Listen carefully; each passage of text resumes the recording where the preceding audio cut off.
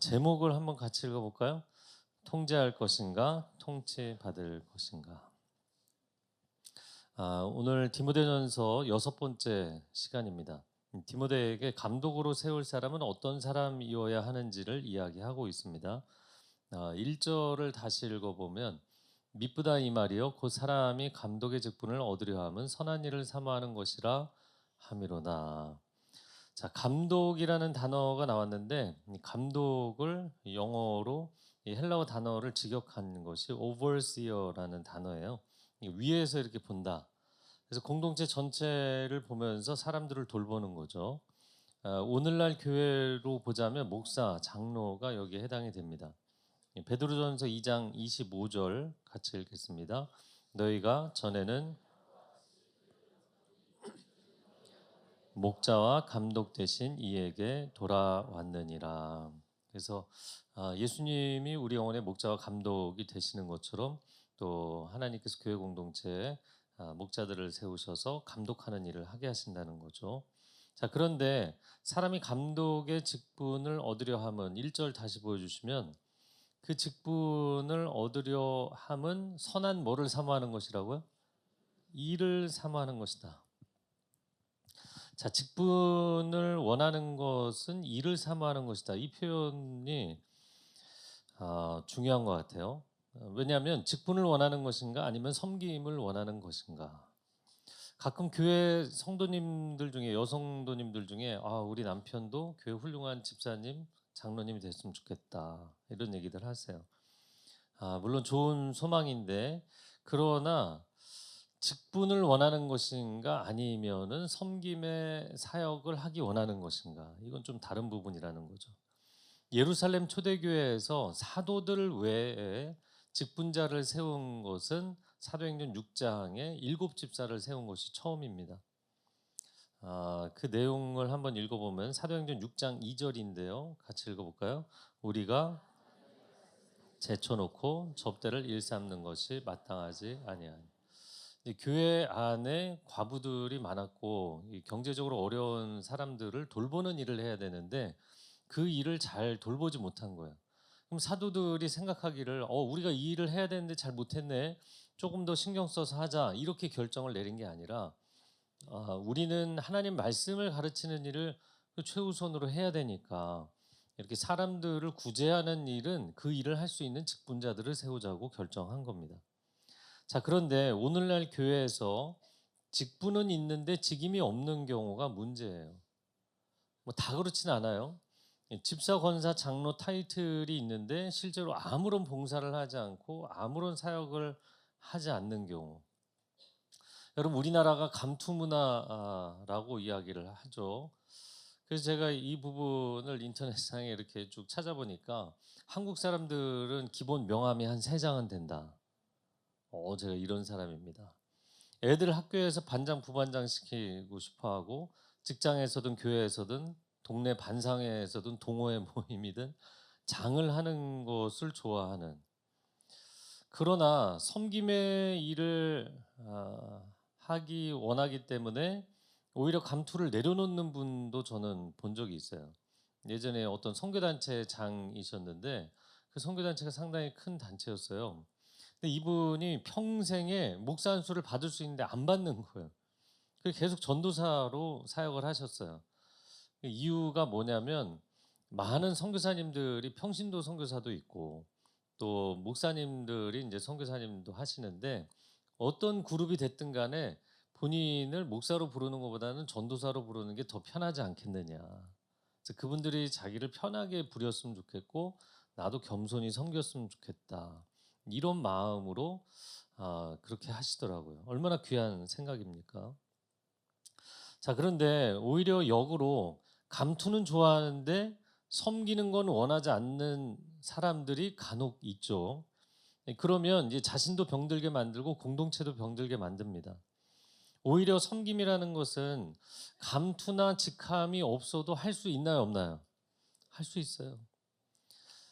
우리가 뭐 성경에서 다윗이라는 사람을 생각해 보면 장수였을 때 골리앗과 싸운 게 아니거든요. 아무런 직함이 없는데도 나가서 목숨 걸고 싸운 거예요. 우리나라는 전쟁이 참 많은 나라였죠. 그런데 수많은 의병들이 아무런 직분이 없음에도 불구하고 나라를 위해서 헌신했던 겁니다. 이순신도 전라좌수사, 삼군 수군, 삼도 수군 통제사 이런 직함이 있을 때만 열심히 목숨 걸고 싸운 게 아니잖아요. 억울한 누명을 쓰고 고문을 당하다가 백의종군 하게 됐어요. 근데 이 백의종군을 제가 이번에 다시 찾아보니까 이게 사형 아니면 백의종군이더라고요. 또 죽이지 않을 테니까 나가서 계급장 다 떼고 그냥 일반 병졸로 나가서 싸우라는 거예요. 여러분 한때 삼도 수군 통제사로 우리나라 군대 전체를 통솔하던 사람이잖아요. 그 일반 병사로 나가라고 하면 나가겠어요? 그럼에도 불구하고 목숨 걸고 이 나라를 지키지 않았습니까? 지난 월요일에 저희 영유아부 담당하시는 이선영 전사님이 목사 안수를 받았어요. 그래서 오늘 1부부터 4부까지 마지막 축도를 합니다. 그런데 여러분 목사 안수를 받았기 때문에 앞으로 이선영 목사님이에요. 전도사가 아니니까 강등해서 부르시는 분은 벌금. 제가 그 목사 안수 처음 받을 때 그 성도님들이 제가 그렇게 아는 사람이 많지도 않은데 이 사람도 와서 저 사람도 와서 저한테 다 한 얘기가 뭐냐면 전도사님은 목사가 되어도 변하지 마세요. 뭐 이런 얘기를 계속 하시는 거예요. 왜 그런 얘기를 할까 그때는 의문스러웠는데 제가 이렇게 쭉 사역을 하다 보니까 정말 좋은 전도사님이었는데 목사가 되고 나서 달라지는 사람. 부목사 때 참 좋은 사람이었는데 담임 목사가 되고 변하는 사람 있더라고요. 그러면 그 당시에는 진심이 아니었을까? 진심이었다고 생각합니다. 그러나 그의 내가 섬김의 자리에 헌신의 자리에 서겠다는 그 진심이 그의 직책보다 충만하지 못했던 거죠. 그 타이틀의 무게가 너무 컸던 거예요. 이것은 목사뿐만이 아니라고 생각합니다. 장로, 권사, 집사도 마찬가지예요. 평신도 때는 정말 겸손하게 사랑으로 섬기던 분이었는데 직분을 갖는 순간 갑자기 고압적이 되고 권위주의적인 사람으로 변하는 분들이 있어요. 그렇다고 해서 어떤 뭐 교회 같은 경우 교단이죠. 아예 직분을 교회에서 없애는 경우도 있어요. 형제교회라고 하는데 여러분 그것은 합당하지 않습니다. 직분이라는 건 성경적인 거예요. 직분이 잘못된 것이 아니라 그 사람이 직분을 감당할 만한 내면의 준비를 못한 거예요. 우리가 사무엘상을 1년 내내 강해했잖아요. 사울이 청년 시절에 좋은 사람이었어요? 안 좋은 사람이었어요? 좋은 사람이었어요. 그러니까 어떤 분들은 성경 통독하다가 아니 이 사람 안 좋은 사람을 왕으로 세우고 이스라엘 백성들을 골탕 먹이면 어떡하냐 이렇게 하나님을 오해하는데 그런 게 아닙니다. 좋은 사람이었어요. 근데 왕이라는 직함을 받고 무너지기 시작합니다. 그러니까 이 사람이 변질된 게 아니라 왕이라는 직분을 감당할 만한 인격적인 그릇, 신앙의 그릇을 준비하지 못한 거예요. 우리가 하나님 앞에 기도할 때 여러분 하나님 저 사업이 잘 돼서 돈 많이 벌게 해주세요. 하나님 제가 성공하게 해주세요. 제가 높은 지위에 오르게 해주세요. 이런 기도들 하시죠? 아무도 안 하시네요. 하실 텐데. 근데 그런 기도를 하잖아요. 그러면 하나님 뭐라고 그러실까요? 너 감당할 수 있겠니? 너 그게 너에게 복이 되겠니? 여러분 우리가 그릇을 준비하지 않고 내용물만 하나님 앞에 요구한다면 그 내용물을 담지 못해서 결국에는 그릇이 깨지고 인생이 어려워질 수 있잖아요.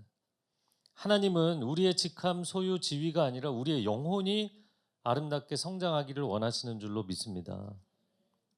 자, 이제 감독의 조건 15가지를 2절부터 7절까지 얘기합니다. 오늘 15가지 합니다. 자, 2절 읽어볼까요? 시작. 그러므로 감독은 한 아내의 남편이 되며 절제하며 신중하며 단정하며 나그네를 대접하며 가르치기를 잘하며. 그래서 뭐 장로가 될 15가지 기준이라고 봐야 될 텐데 첫 번째는 책망할 것이 없다. 그러니까 뭐 두루 다방면에서 모범이 되는 사람이어야 된다. 두 번째는 한 아내의 남편이다. 자기 배우자에게 자기 가족에게 헌신적인 사람이어야 된다. 그렇죠. 눈에 보이는 가족을 사랑하고 섬기지 않는 사람이 어떻게 눈에 보이지 않는 하나님을 사랑하고 섬길 수 있는가?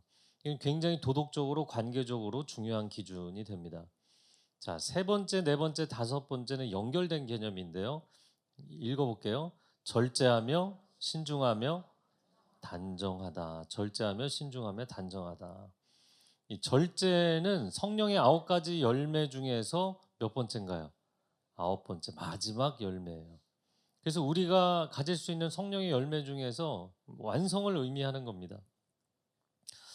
절제는 그런데 성경적으로 어떤 의미를 갖는가? 절제는 셀프 컨트롤이 아니고 갓 컨트롤. 그러니까 자기가 상황을 통제하는 게 아닙니다. 내가 나를 통제하는 것이 아니라 하나님의 통제 안에 들어가는 개념이에요. 사람이 윤리 도덕적으로 나 바르게 살아야지, 제대로 해야지, 열심히 해야지, 이거 아무리 결단한들 인간은 한계가 있잖아요. 그러나 우리가 하나님의 통치 아래에 들어가면 하나님의 뜻에 순종하게 되는 줄로 믿습니다. 그래서 하나님의 인도하심을 따르면 원수의 충동을 따르지 않고 하나님의 감동하심을 따라가기 때문에 절제의 삶이 가능한 거예요.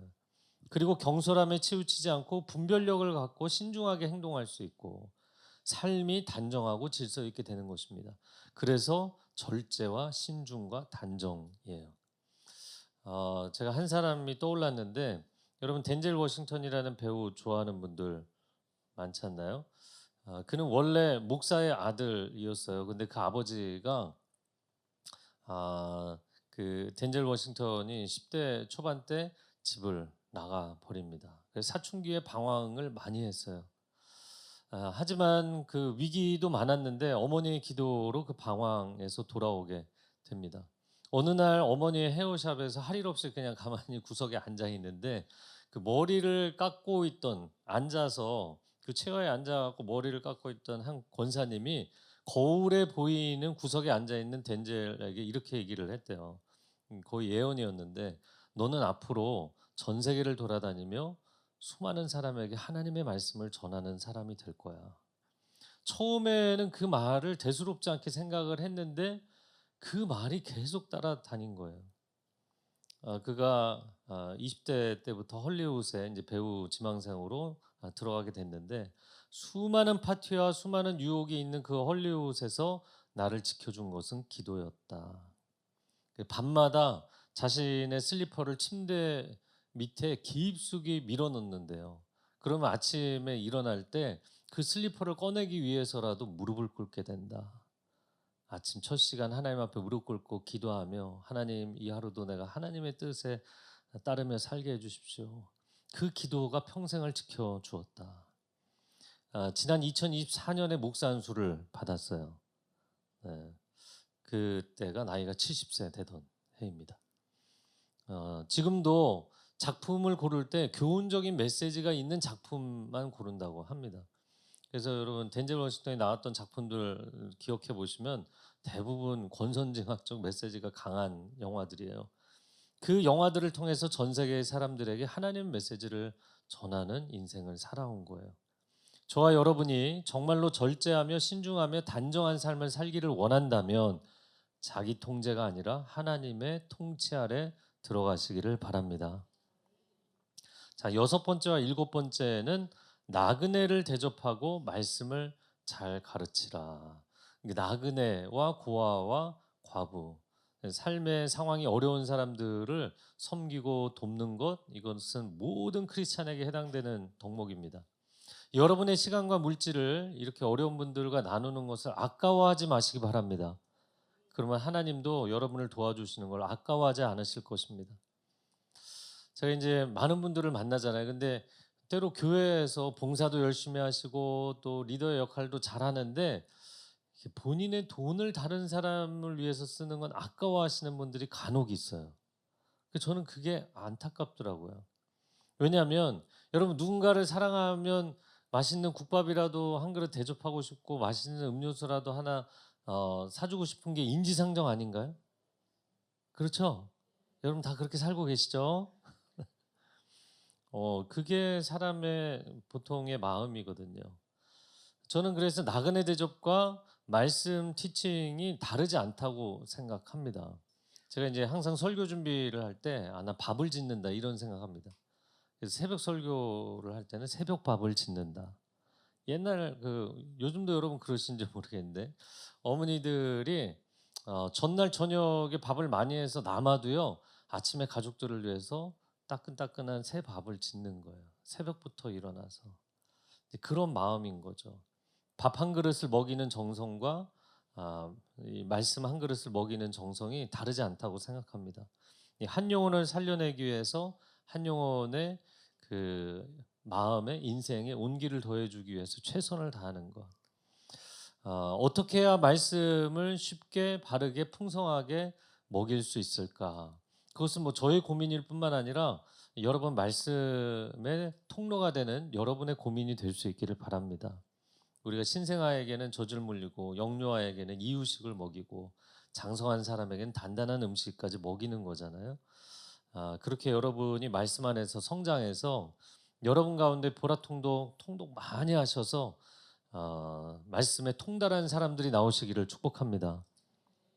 네, 담대히 아멘 하셔도 돼요.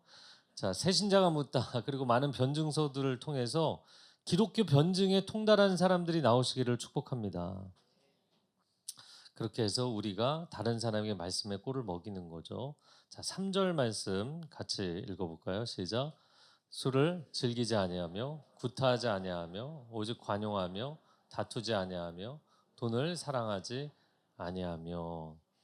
자, 8번째 술을 즐기지 않는다. 여러분 술을 즐기지 않으시나요?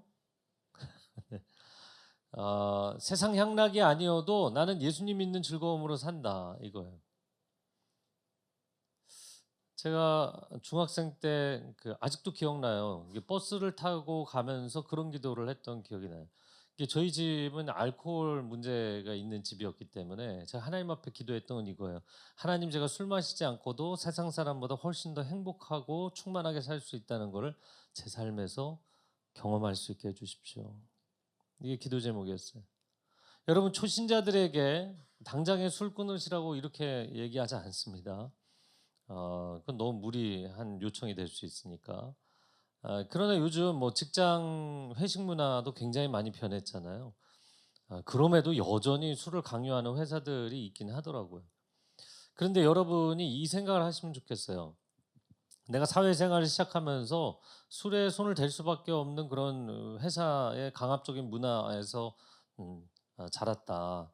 또 내가 마케팅 부서에 있으면서 뭐 술을 마실 수밖에 없는 상황이 많았다.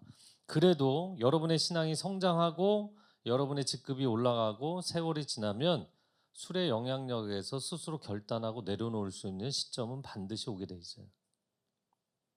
여러분의 신앙적인 인격적인 결단의 타이밍이 반드시 있다라는 거. 물론 한국인들은 음주 가무 문화가 강하죠. 제가 한 10여 년 전만 해도 우리나라가 전 세계에서 1인당 술 소비량이 상위 랭킹이었거든요. 아주 탑 랭킹이었어요. 근데 최근의 상황을 보고 깜짝 놀랐습니다. 팬데믹의 영향이기도 하고 MZ세대의 영향이기도 한데 여러분 놀라셔야 됩니다. 지난 최근도 아니에요. 2021년에 OECD 국가 27개국 중에 우리나라 1인당 술 소비량이 몇인 줄 아세요? 21위예요. 현저하게 많이 줄었어요. 나도 끊어야겠다. 중독적 패턴의 삶에 여러분을 계속 머물러 있게 하지 마세요. 왜냐하면 저는 중독자들을 많이 만나잖아요. 그래서 상담도 많이 하는데 중독의 특징이 뭐냐면 한 과목에서 끝나지 않아요. 그 다음 과목으로 옮겨가게 돼 있어요. 중독은 하나의 패턴이기 때문에 하나의 종목에서 중독에 빠지면 이게 영역을 계속 확장시켜 간다고요. 그러니까 알코올 중독인 사람은 이걸로 끝나지 않아요. 성중독, 도박 중독, 게임 중독, 분노 중독, 우울증도 감정적인 중독입니다. 술 깨고 나면 사람이 디프레션에 빠지잖아요. 이 우울증, 자살 충동 이게 다 연결돼 있는 거예요. 근데 이 중독자들의 특징은 뭐냐면 난 중독 아니다. 난 언제든지 내려놓을 수 있다. 근데 20년째 하고 있어요. 언제든지 내려놓을 수 있다면 그 호언장담을 할 것이 아니라 하나님, 내가 스스로 여기서 벗어나고 싶은데 늪처럼 벗어나지 못하고 있습니다. 자력 구원이 안 됩니다. 하나님, 저를 도와주십시오. 하나님께 정직하게 엎드려야 되는 거예요. 에베소서 5장 18절 같이 읽어볼까요? 술 취하지 말라. 이는 방탕한 것이니 오직 성령으로 충만함을 받으라. 아멘. 그래서 여러분, 저는 여러분에게 개인적으로 만나 상담할 때 제가 알코올 문제가 있습니다. 뭐 이런 문제 저런 문제 중독의 문제가 있습니다. 그거 끊으라고 얘기하지 않아요. 여러분이 은혜 충만, 성령 충만해져서 그것이 내 인생의 우선순위가 되고 그것이 내 인생의 가장 큰 기쁨이 되면 이런 세상적인 것들은 후순위가 되는 거예요. 별로 재미가 없어지는 거예요. 그 맛이 사라져야 되는 거예요. 자, 9번째, 10번째, 11번째는 뭐냐면 읽어볼까요? 구타하지 아니하며 오직 관용하며 다투지 아니한다. 이 세 가지가 연결된 개념이에요. 근데 구타하지 않는다가 성경 원어에도 스트라이크라는 단어를 썼어요. 그러니까 힘을 쓰는 거예요. 여러분, 사람들이 왜 힘으로 문제를 해결하려고 할까요? 자신의 의견을 상대방에게 관철시키고 싶은 거예요. 근데 이거 계속 보여주시면 구타하지 않는다 다음에 뭐예요? 관용한다예요. 자, 구타하지 않는다는 건 힘으로 내가 상대방을 압도하고 힘으로 내 입장과 의견을 밀어붙이지 않고, 관용은 상대방의 의견도 들어주는 거예요. 자, 내 의견을 강요하잖아요. 상대방의 의견도 들어줘요. 일리가 있다고 인정해줘요. 그러면 다툴 일이 있어요, 없어요? 없는 거예요. 그래서 이 세 가지가 연결된 것입니다. 자, 그러면 여러분, 인간관계에서 내 입장이나 내 의견을 힘으로 밀어붙이고 위력으로 밀어붙이려는 게 남자가 강할까요? 여자가 강할까요? 네. 남녀가 공이 다 남자라고 얘기해요. 보통 여기에는 형제들이 많이 해당이 됩니다. 제가 지난주에 이어서 남녀에게 오늘 2탄 하는 거예요. 자, 형제들은 어렸을 때도 어린 여자아이들은 만나면 소곤소곤 이렇게 대화하고 얘기하거든요. 남자애들은 일단 몸을 부딪힌다고요. 그러니까 몸으로, 힘으로, 지위로, 위력으로, 자신이 갖고 있는 권력으로 해결하려는 경향이 남자들에게 강합니다. 그래서 그 엄마들이 제일 이해하지 못하는 것 중에 하나가 뭐냐면, 애한테도 지려고 하지 않아요, 아빠들은. 게임을 하거나 뭐를 해도 이겨야 돼, 아빠가. 이런 아빠들이 거의 95%예요. 그래서 안 그런 아빠가 있으면 신기한 거예요. 자, 그런데 인생의 힘에는 체력이나 완력이나 권력만 있는 게 아니잖아요. 남자의 인생이 성숙해져 가면서 정말 좋은 힘들이 있다는 걸 알게 되죠. 지혜의 힘, 사랑의 힘, 비전의 힘, 감동의 힘, 그리고 포용력이라는 이런 건강한 힘들이 있다는 걸 알게 되는 거예요. 모세가 한때는 완력과 권력으로 문제를 해결하려고 했잖아요. 그러다가 인생 실패했습니다. 40년 자기 인생도 실패하고 이스라엘도 어려워지고, 그때는 미숙할 때였어요. 그런데 그가 인생이 성숙해지고 나서는 기도의 힘, 비전의 힘, 사랑의 힘, 리더십의 힘으로 이스라엘 전체를 이끌어간 줄로 믿습니다. 그래서 남자들이 단순한 힘이 아니라 거룩한 힘을 쓸 줄 아는 리더들이 되시기를 축복합니다. 자, 그러면 자매님들은 힘으로 밀어붙이는 거에 해당이 안 될까요? 자매들도 많이 해당이 됩니다. 자, 잘 들어보세요. 내가 생각하는 틀 안에 남편도 아이들도 들어오지 않으면 끊임없이 다그치고 잔소리하고 화를 내요. 왜 그럴까요? 이걸 한마디로 표현하면 통제예요. 통제 욕구입니다. 통제하고 싶은 거예요. 자, 남자들이 상황을 통제하고 싶은 욕구는 지배력 때문이에요. 근데 여자들이 상황을 통제하고 싶은 욕구는 뭔지 아세요?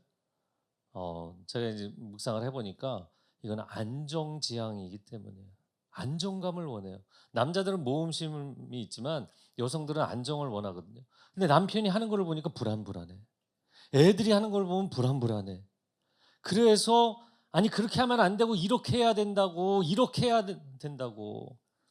그 얘기를 10번, 20번, 100번, 1000번 해도 지치지 않아요, 자매님들은.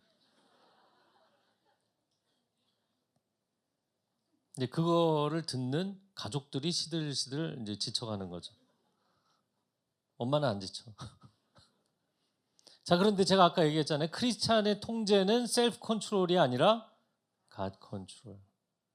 내가 통제하는 게 아니에요. 하나님의 통제 안에 우리 모두가 들어가는 거예요. 여러분이 누구도 알지 못하는 분이에요. 아주 예전에 만났던 분인데 그 자매님이 하루는 정말 몸이 사시나무 떨듯이 막 벌벌 떨면서 어떻게 남편이 나한테 이럴 수 있어요? 그러고 저한테 이제 상담을 오셨는데 얘기를 들어보니까 그 남편이 교회 순장이었고 아주 좋은 분이 정말 성품이 이렇게 좋은 사람이 없어요. 근데 성품이 너무 좋다 보니까 삶에 좀 질서가 없기는 하더라고요. 이 집에 퇴근해서 들어오면 양말부터 옷부터 그냥 입구에서 하나씩 벗어 들어가는 거예요. 이거를 10년째 안 고친다는 거예요. 근데 저는 10년째 안 고치는 그 남자보다 그거를 10년째 고치려고 하는 아내가 더 놀랍더라고요. 그러면 입구에서부터 잔소리를 하는 거예요. 하루 종일 고생한 남편한테 끊임없이 잔소리. 1시간을 2시간. 이 자매는 또 굉장히 딕션이 귀에 박힐 정도로 강력한 사람이거든요. 그 딕션으로 1시간, 2시간 계속 잔소리하는 거예요. 밥을 먹고 있는데도 계속 잔소리를 하는 거예요. 남자가 나중에 폭발하는 거예요. 근데 여러분 그 착한 사람들도 폭발할 때가 있잖아요. 근데 폭발하면 착한 사람이 폭발하면 위험하잖아요. 그 사람 그런 유형의 사람이 아니거든요. 밥을 먹다가 밥을 엎어버리고 막 승질을 내는 거예요. 이 자매가 아니 남편이 어떻게 나한테 이럴 수 있느냐. 남편의 분노 폭발은 상처가 되고 본인이 거기까지 자극을 하고 끊임없이 화를 돋군 것은 당연한 반응이다. 이렇게 생각을 하더라고요. 여러분 그럴까요? 자매님들이 안정에 대한 욕구가 엄청 강한 건 이해합니다. 그런데 그것을 하나님께 맡기지 않으면 여러분의 강박 집착이 끊임없이 사람을 통제하려고 들게 돼 있어요. 그래서 아빠들은 애들 교육할 때 그냥 놔도 알아서 크게 돼 있어. 이렇게 얘기해요. 근데 엄마들은 아니지 그렇게 하면 안 돼. 하나서부터 열까지 다 통제를 하려고 드는 거예요. 그래서 제가 우리나라 사회가 어떻게 돌아가고 있었는지 최근에 너무 모르고 있었구나 이거 알게 됐어요. 여러분 그 대한민국의 초등학교가 요즘 봄 소풍, 가을 수학 여행이 거의 다 사라져가고 있다. 그리고 학교에서 초등학교에서 점심시간에 하교하고 나서 운동장에서 축구 금지령이 내린 학교들이 갈수록 확산돼서요. 전국에 벌써 212개 학교예요. 이게 왜 다 사라져가는 줄 아세요? 엄마들, 통제하고 싶은 엄마들 때문이에요. 엄마들이 전화하는 거 우리 애 학교에서 운동하다 다쳤다 책임져라. 난리가 나는 거예요.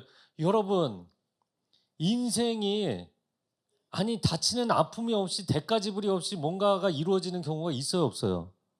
그런 건 없는 거예요. 그럼 하나도 안 다치고 내 아이가 멋지게 성장해야 된다? 그런 거는 교육이 아닙니다. 또 제가 충격을 받은 게 축구를 못하게 하는 이유가 뭐냐면 운동장에서 1학년부터 6학년까지 다 놀고 싶은데 6학년 형들만 축구하는 거예요. 축구 잘하는 애들만 축구하는 거예요. 그러면 거기에 끼고 싶은 애들이 소외감을 느낀다고. 우리의 소외감 느끼니까 아무도 운동하지 마라. 그래서 축구를 못하게 하는 거예요. 와, 한국 엄마들의 파워. 저는 이게 충격적이더라고요. 여러분 그런데 저도 어렸을 때 생각해 보면은 6학년 형들이 항상 축구했거든요. 잘하는 애들하고 그 축구 잘 못하는 애들은 거기 끼지도 못했어요. 그러면 동네 공터에서 모여갖고 못하는 애들끼리 하는 거예요. 그러면서 우리도 그 메이저 리그에 들어가고 싶다. 그 선망의 마음으로 열심히 노력을 하며 실력을 키우는 겁니다. 와신 상담하면서. 여러분 그 메이저 리그에 끼지 못하는 그 마음의 슬픔이 있잖아요. 그러면서도 거기에 가고 싶은 마음. 그런 마음이 없이 어떻게 인생에 성장이 있습니까? 요즘 또 재밌는 게 이거 찾아보다 알게 됐는데 요즘 초등학교 운동회를 무승부로 다 끝내는 경우들이 지금 많아지고 있어요. 패배해서 애가 운다고. 경기에 지면 애들 운다. 우리 애 왜 울게 만드냐. 여러분, 패배의 눈물이 없이 승리의 감격이 어떻게 존재합니까? 제가 이거 이웃나라 일본도 찾아봤거든요. 일본도 안 하는 걸 우리가 하고 있더라고요. 일본 사람들 이웃에게 피해 끼치는 건 너무너무 싫어하는 사람들이잖아요. 와, 여러분, 항상 이기는 인생이라는 게 존재해요? 그런 인생은 존재하지 않아요. 그럼 한 번도 져본 적도 없고 한 번도 다쳐본 적이 없는 애들이 세상에 나와서 적응이 될까요? 세상을 살아갈 수 있을까요? 뚫고 나갈 수 있을까요? 패배도 인정할 줄 알고, 난 부족하구나, 내가 노력해야겠구나, 이런 것도 알게 되고, 승자를 진심으로 축하해 줄 줄도 알고, 그런 인성과 신앙을 키워주는 게 중요하지 않습니까? 제가 지금 너무 흥분해갖고, 한국 엄마들의 파워는 어마어마합니다. 여러분의 그 통제 욕구를 내려놓으세요. 애 조금만 다치면 학교에다가 물어내라 그러고 책임지라 그러고, 요즘은 교회에서도 문제 생기면 교회에다가 청구하시는 분들이 늘고 있어요. 예전엔 다 없던 일들이에요. 그러니까 이제 아이가 대학에 갔는데 대학 교수님한테 전화해서 우리의 성적을 이렇게 주면 어떡하냐. 이거 다 엄마가 전화하잖아요. 군대 중대장한테 전화해갖고 우리 애 힘들게 하지 말라고 전화하고, 회사에 애가 들어갔는데 회사 직장 상사한테도 엄마가 전화하잖아요. 애가 피곤해서 오늘은 못 나가니까 그렇게 하려고. 본인이 직접 연락을 안 하고 엄마들이 연락을 하고 있는 거예요. 주여, 말세입니다, 말세. 세상이 이렇게 되고 있어요. 제가 한국 사회가 이 정도까지 심해진 줄 모르고 있었어요. 제가 이제 결혼 전 커플들, 결혼하고 나서 커플들한테 권면할 때 이런 얘기 많이 합니다. 대화를 자주 하시되 대화를 하는 이유가 분명해야 됩니다. 오늘 분위기 좋은데 차 한잔 마시면서 내가 평소에 저 사람 고치고 싶었던 거를 요구해야지. 그러다가 대판 싸우는 거예요. 그 제가 이제 부부간의 대화를 왜 하느냐? 상대를 설득하기 위해서 대화하는 것이 아니라, 와, 이렇게 다르게 생각할 수 있구나. 어떻게 이 이슈에 대해서 저렇게 생각할 수 있지? 그렇게 상대방이 다르다는 걸 이해하기 위해서 대화하는 거예요. 네? 여러분, 이해를 위해서 대화하시는 거예요. 여러분, 통제를 내려놓으세요. 근데 남자도 마찬가지입니다. 이거는 개인차도 있어요. 그래서 여러분이 함께 사는 그 남자, 그 여자, 그 자녀들을 여러분이 통제하려고 하지 마시고 하나님의 통치 안에 들어가도록 하십시오. 제가 오늘 일부 예배 설교하고 입구에 서 있는데 남자분들이 저를 손을 잡고 감사합니다. 제가 통제 사회 안에 살고 있습니다. 그러더라고요. 오늘은 제 아내가 변할까요? 그러면서. 주여. 그래서 자매님들이 왜 기도를 해야 되는지 아세요? 형제님들도 기도를 해야 되는 건 하나님의 리더십을 인정해야 되니까. 지난주에 얘기했죠. 자매님들은 불안 심리를 맡겨야 돼요. 불안 심리를 하나님께 맡기지 않으면 여러분의 강박 집착과 통제 욕구는 이길 방법이 없어요. 치유될 방법이 없어요. 그거 하나님께 맡기셔야만 됩니다. 저는 가끔가다 요즘도 이제 운전하고 다니면서, 초등학교 2학년, 3학년짜리 애들이 가방 혼자 메고 막 길거리 돌아다니잖아요. 미국 같으면 상상할 수 없는 거거든요. 혼자 돌아다니잖아요. 애들이 이렇게 혼자 돌아다니는데 사고 나지 않는 거, 여러분 24시간 헬리콥터처럼 따라다니나요? 아니잖아요. 아이의 안전, 아이의 평생의 그 평안은 하나님이 지켜주시는 겁니다. 왜 신앙이 삶으로 이어지지 못하고 그렇게 불안해하십니까? 여러분의 통제 욕구를 내려놓으세요. 12번째, 돈을 사랑하지 않는다. 현대인만큼 돈에 목마른 사람들이 어디 있습니까? 그러나 하나님보다 돈이 중요하면 가룟 유다처럼 신앙을 저버리게 돼 있고, 가족보다 돈이 중요하면 그 돈 때문에 가족들하고도 헤어지게 되더라고요. 여러분, 사업을 해도 상도덕을 지키셔야 됩니다. 선물은 가능하지만 뇌물은 주고받으면 안 됩니다. 교회 안에서 투자를 받거나 돈을 빌리거나 하시면 안 됩니다. 순 10계명 나눠드렸죠. 순예배 10계명. 그래서 아직 못 받으신 분은 받으시고요. 그리고 나라 돈도 그렇지만 교회 돈을 뭐 모두의 돈은 누구의 돈도 아니다. 그래서 눈먼 돈이라고 생각하고 펑펑 쓰거나 마음대로 유용을 하면 안 됩니다. 자, 4절, 5절 같이 읽어볼까요? 시작. 자녀들로 모든 공손함으로 복종하게 하는 자라야 할지며 사람이 자기 집을 다스릴 줄 알지 못하면 어찌 하나님의 교회를 돌보리요. 그래서 13번째는 수신제가 치국 평천하. 자신을 다스리고 집안을 다스리고 나라를 다스릴 줄 알아야 천하를 태평하게 한다. 내가 천하를 호령하고 싶다. 아니, 자기 집도 자기 자신도 다스리지 못하는 사람이 그거 못한다는 얘기예요.